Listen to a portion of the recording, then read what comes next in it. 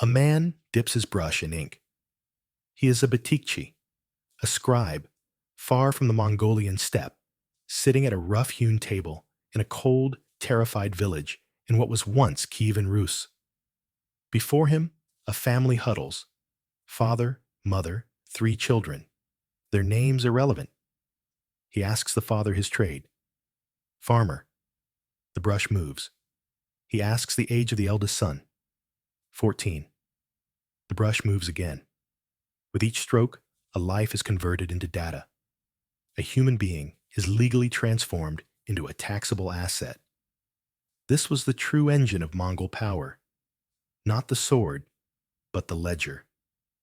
So, before you get comfortable, take a moment to like the video and subscribe, but only if you genuinely enjoy what I do here. And let me know in the comments where you're tuning in from and what time it is for you. It's always fascinating to see who's joining us from around the world. Now, dim the lights, maybe turn on a fan for that soft background hum, and let's ease into tonight's journey together of the Mongol Empire. The initial Mongol conquests were a demographic storm. Cities were razed, populations scattered, and millions were put to the sword or dragged away in chains.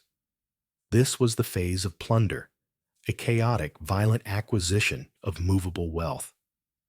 But an empire, especially one as vast and ambitious as the one envisioned by Genghis Khan, cannot survive on plunder alone. Plunder is a one-time event. An empire requires a harvest. It needs a predictable, systematic, and perpetual extraction of resources. To achieve this, the Mongols turned to their most sophisticated weapon, the census. When Genghis Khan's son and successor, Ögedei Khan, took the throne, he and his advisors, particularly the Khitan statesman Yelu Chukai, initiated a series of sweeping bureaucratic reforms. The most important of these was the decision to conduct a universal census of the entire empire. This great accounting was mandated by the Yasa, the supreme legal code, which demanded that all conquered peoples be registered and all resources cataloged. We must analyze the sheer logistical scale of this undertaking. This was the first attempt at a comprehensive, multi-continental census since the days of Imperial Rome. It was a military operation in its own right. Teams of Bitichian, the scribes, recorders, and accountants, often recruited from conquered but literate peoples like the Uyghurs and Khitans, were dispatched from the imperial center. They were protected by detachments of Mongol warriors, the Tama, and they wielded the absolute authority of the great Khan. Their arrival in a conquered territory, whether it was the sophisticated cities of Persia or the forested principalities of the Rus, was an act of profound administrative violence. When we consult the primary sources, from the Persian historian Rashid al-Din to the Novgorod Chronicle, the methodology is described in chillingly similar terms. The entire population of a district would be ordered to evacuate their homes and gather on an open plain, often for days at a time, regardless of the brutal winter cold or summer heat. This act alone was a tool of control, breaking the population's spirit and demonstrating the Khan's absolute power over their bodies. Once gathered, the people were sorted. This was the moment of legal reclassification. The Bitichian were not conducting a head count for representation. They were compiling an inventory of productive assets. Every single human being was cataloged according to their economic function. A healthy man was registered for the Karash, the poll tax, the base unit of imperial revenue. He was also now liable for the Kubchur, a separate tithe on his agricultural produce or herd. Crucially, he was also registered for Angaria, the forced labor levies needed to build roads, walls, and postal stations for the yam system. An artisan, a blacksmith, a leather worker, a fletcher, an architect, was noted with special care. His name, skill, and location were entered into a separate register. He was now an asset of the state, forbidden to move or change his profession, and liable to be deported at a moment's notice to Karakorum or any other part of the empire that required his craft. A young woman was catalogued as a potential addition to the ordo, court camp, of a Mongol noble, or as a concubine, or simply as a future breeder of more taxable children. This great accounting was the mechanism that solidified Mongol control over unfree populations. Before the census, a peasant was, in theory, a subject of a defeated prince. After the census, he was the property of the Khan. His name was inscribed in the Daftar, the great population register. This ledger was now his legal reality. He was no longer Ivan, son of Pyotr, from the village of Suzdal. He was taxable unit 734, district of Vladimir. This census was not a single event. It was repeated periodically, most famously in the Rus in 1257-1259, and again in 1274-1275. This was a system of perpetual accounting. The census was, in its simplest terms, a weapon. It transformed the chaotic, seething, resentful mass of a conquered people into a neat, orderly, and exploitable database. It was the bureaucratic foundation of the yoke, the first and most critical link in the chain that would bind generations to the service of the empire. The ledger is now open. The Daftar, a simple word of Persian origin for a register. But in the 13th century Mongol Empire, this book was the most profound legal instrument of control ever devised. It was here, in the neat columns of Uyghur script, that the great accounting was finalized and the true chains of servitude were forged. The census was the act of capture. The Daftar was the cell. When we analyze the legal status of the individuals recorded in these registers, we find a chilling transformation. The scribe's brushstroke did not just record a life, it defined it. Once a man's name, trade, and household were entered, he ceased to be a subject of a local prince or a member of a free commune. He became, in the precise legal terminology of the empire, a registered asset of the Golden Kin, the imperial family of Genghis Khan. This was not chattel slavery in the classical sense, where one individual is the private, purchasable property of another. This was something far vaster, more systematic, and, in many ways, more inescapable. It was a form of universal state serfdom. The first and most immediate chain, locked by the Daftar, was immobility. The census assigned every household to a specific geographic and administrative unit. In the nomadic steppe, this was the Tumen, a division of 10,000, or Mingan, 1,000. In the sedentary lands of Rusas and Persia, you were assigned to your village, which in turn was assigned to a Tumen for tax purposes. From that moment, you were legally forbidden to leave. When we consult the Yasa, the great law, we find that the punishments for theft were famously severe, often death. Once you were inscribed in the Daftar, your body was no longer your own. It was a unit of production belonging to the Khan. To flee your village was not vagrancy. It was theft. You were stealing yourself. You were a state asset attempting to abscond. Mongol patrols, the Karagchian, had the right to seize any person found without proper documentation or outside their registered district. They could be returned, or, just as often, summarily enslaved or executed. The Novgorod Chronicle laments the arrival of the Mongol Chislaniki, the census takers, who rode through the streets, writing down the houses of the Christians. This act of writing down was the act of binding.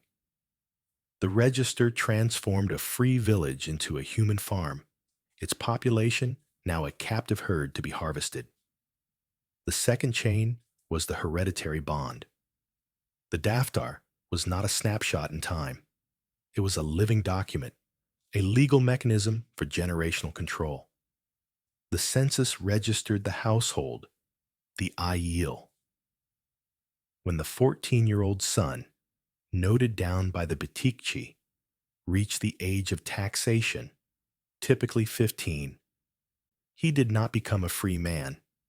He automatically appeared on the ledger as a new taxable unit.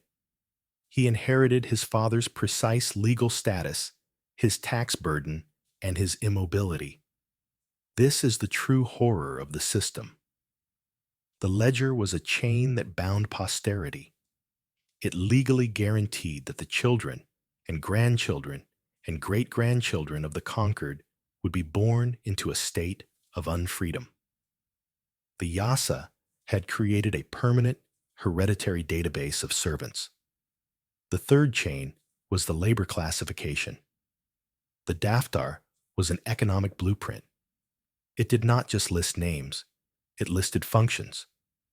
A man registered as a farmer was now bound to farm, his kubchur tax calculated based on his expected yield. An artisan, as we've noted, was bound to his craft. But the census also created vast pools of unspecialized labor for the angaria, the forced corvée duty. When a Mongol darugachi, governor, needed to build a new road for the Yam postal system, or repair the walls of a fortress, or construct a new canal, he did not hire laborers. He consulted the daftar. He would requisition, by decree, a certain number of taxable units from the surrounding registered villages. This was not a request. It was a legal summons. These men would be forced to work, often for months, unpaid, under brutal conditions. Their only right was to not be taxed on other things while performing this angaria. Their registration was, in effect, a pre-signed contract for a lifetime of forced labor on demand. When we compare this system, its cold, bureaucratic efficiency is terrifying. In many contemporary societies, a slave or serf was bound to a person, a lord, a landowner. That lord could die. His estate could be broken up, or he could grant manumission. The unfree peasant in Mongol-controlled Rus or Persia was not bound to a person. He was bound to a system. He was bound to an abstract entry in a book held by an unfeeling and immortal imperial state. The darugachi who oppressed him might be replaced. The baskak, tax collector, might be recalled, but the daftar remained. His legal status was permanent. This is the ledger as a chain. It was an innovation in imperial control. It took the fluid, messy, organic reality of human society and froze it into a rigid, exploitable grid. It was a cage of ink on parchment, but it was more inescapable than any iron wall. The Batikchi, with his brush, was not a mere recorder of facts. He was the legal executioner of freedom, the man who turned a human being into a line item, a soul into a mere unit, fixed in time and space, available for extraction at the Khan's pleasure. This cage of ink and parchment, the daftar, was not a static prison.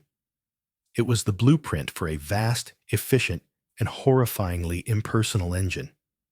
Its purpose was not mere containment, it was extraction. The great accounting was complete, and now the perpetual harvest could begin. When we analyze the economic function of the census, we see it as the central gear in the entire imperial machine.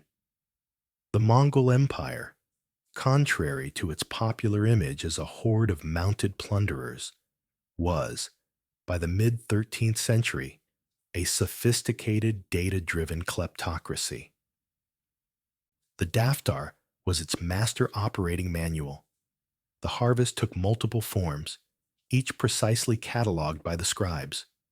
The first and most straightforward was direct taxation. The poll tax, the karash or dan, was the empire's primary fuel.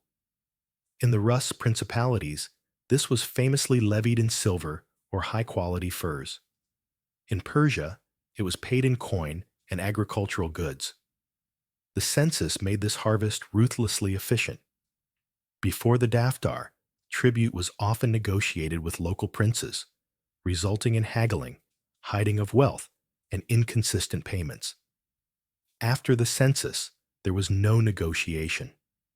The Mongol Baskak, or tax collector, would arrive in a district, open his ledger, and know, with precise, chilling accuracy, exactly how many souls resided there.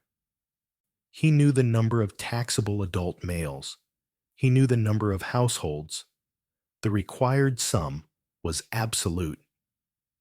This created a predictable, massive, and constant stream of revenue flowing from the peripheries of the empire to the center.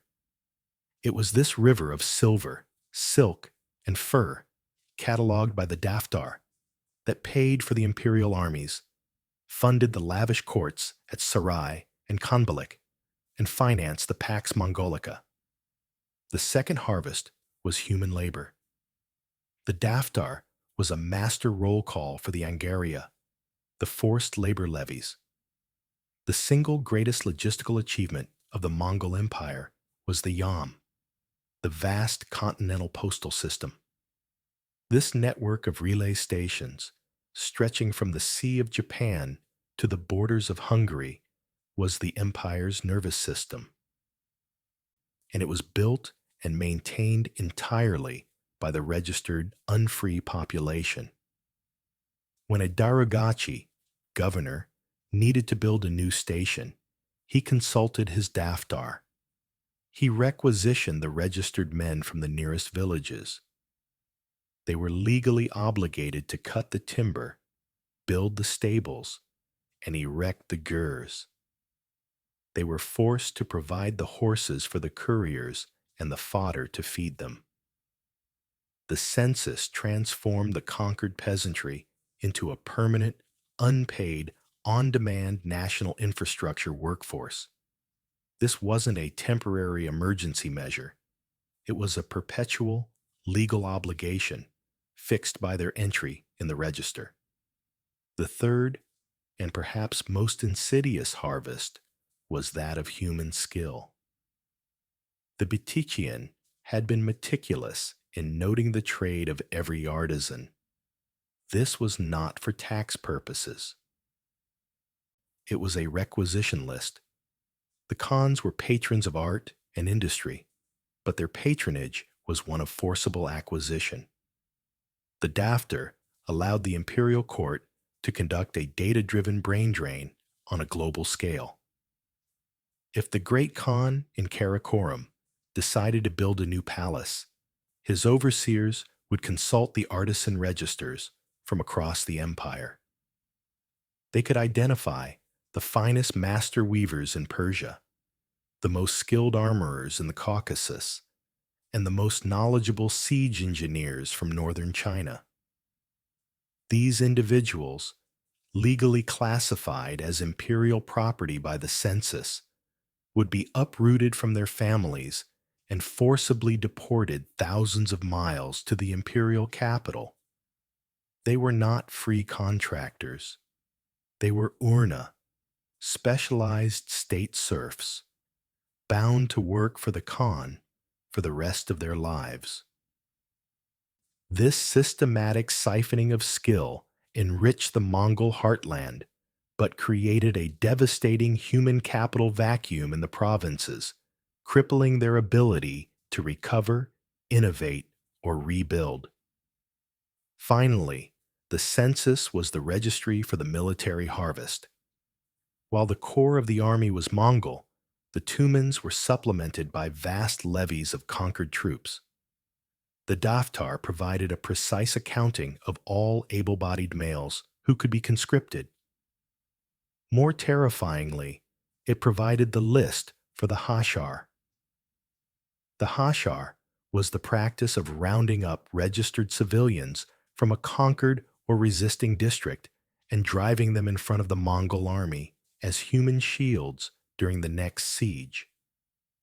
They were forced to fill moats, absorb arrow fire, and be the first to scale the walls. The census was the list of these expendable bodies. It was the ultimate expression of the daftar's logic, a human being reduced to a line item whose final utility was to be expended to save the life of a valuable Mongol warrior. The long-term impact of this perpetual harvest was the legal and economic sterilization of entire civilizations. The census locked generations into a state of servitude defined not by a local lord, but by an unfeeling imperial database. It prevented social mobility. It stifled economic development by siphoning off all surplus value. And it created a culture of profound, hopeless fatalism. You were born, you were registered, you were harvested, and you died. Your children would inherit the same entry in the same ledger. The daftar was the chain, but it was also the yoke itself, a bureaucratic weight that pressed the life, wealth, and spirit out of the unfree, year after year, generation after generation. The empire of the steppes was, in the end, an empire of the ledger. Its conquests were won with the bow, but they were maintained with the brush and the book.